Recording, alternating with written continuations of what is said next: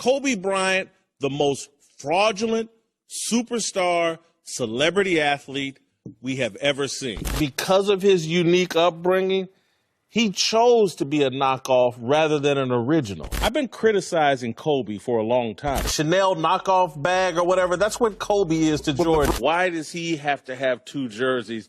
I thought it was on brand for Kobe. He's a bit of a narcissist. I would love for a documentary to be done on Kobe, similar to the kind of way O.J. Simpson was examined and what he said about race. He spent 20 years in the NBA and never figured out it's a team game and it's about the pleasure of everyone. I compare Kobe's death, and stick with me here, to Pat Tillman's death. Let's nip this in the bud. Jason Whitlock is a sellout. He's as trustworthy as a $3 bill, as much credibility as Jared Kushner on Foreign Affairs, as authentic as his newly formed hairline. He's a well-paid actor. I think he's going to go down in history as the smartest basketball player we've ever seen. So when he says this, attempting to mop up his entire career being built by shitting on the black athletes, stay focused on his history, not his fake sympathy. Magic Johnson calling him the greatest Laker. No, he's not. And Magic knows it. You know, Kobe is the greatest Laker ever. Upon Kobe's passing, Magic, as he has done years prior, anointed Kobe the title of greatest Laker ever. Jerry West called Kobe the greatest Laker ever. The only one who doesn't believe it is you, Jason. How you buy a hat that's 10 sizes too small for your head? Allow me to shadow Whitlock's hypocrisy. Everything is about growth and evolution.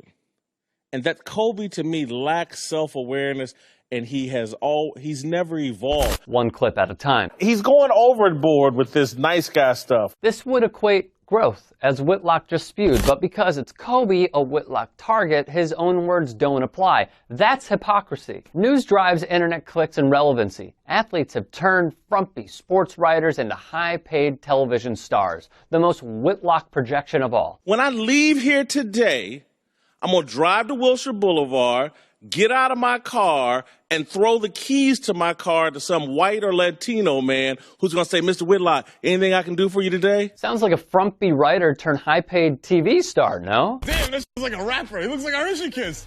Like a half-unwrapped Hershey Kiss, like, eat. When Kobe had 8 and 24 retired? But what about mom and daddy?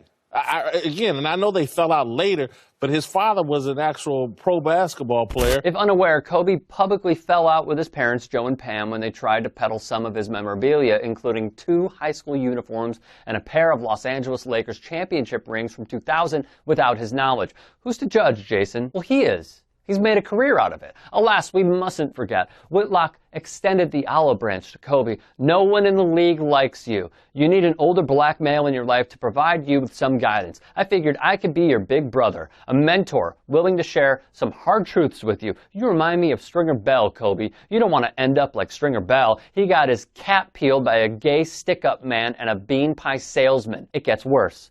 Vanessa, your young wife, has you strung all the way out. You should have never confessed to your wife. It's far better to live a lie than suffer the consequences of the truth. Don't be surprised if she starts cooing about the size of Gary Payton's glove. She's probably writing letters to Suge Knight in jail. She's bitter and vindictive. Kobe, you need to learn to keep your mouth shut. When confronted, Whitlock cried foul. It was sarcasm. Joke's on you, not true. Kobe's ego as Lakers is a big problem. A piece written by Jason Whitlock. The root cause of the Lakers' dysfunction has been consistent for 15 years. It is Kobe Bryant's ego. It's a theme, all-encompassing every tweet, every typed word, every syllable, verbally spewed for a check. See target, pick target, destroy target. That's not sarcasm. That is literally taking it to the bank. I looked at that game last night, and it spoke to everything that I've always thought about Kobe. A narcissistic person who pleasures himself at the expense of everyone else. And that's Kobe in a nutshell. Sarcasm. Obviously sarcasm. I didn't like the 2 jerseys. I wouldn't be here without these guys in the rafters. So let me put both of my jerseys up and be different than them and have more than them. I think it's disrespectful to Wilt, to Kareem, to Magic, to Jerry West, to Gail Goodrich, to have both of Kobe's jerseys up there. Typical Kobe. A disrespect, Jason? I had a special relationship with him.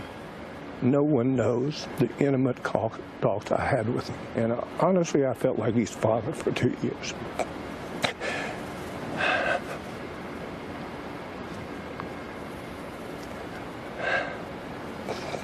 I don't know if I can get over this. I really don't. Kobe passed away in a tragic crash.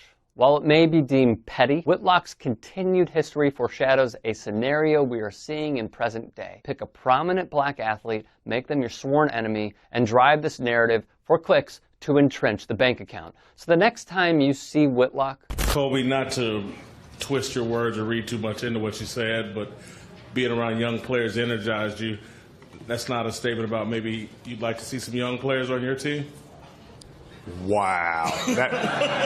You know what? That's a Bikram yoga stretch. You stretched the hell out of it. Good job.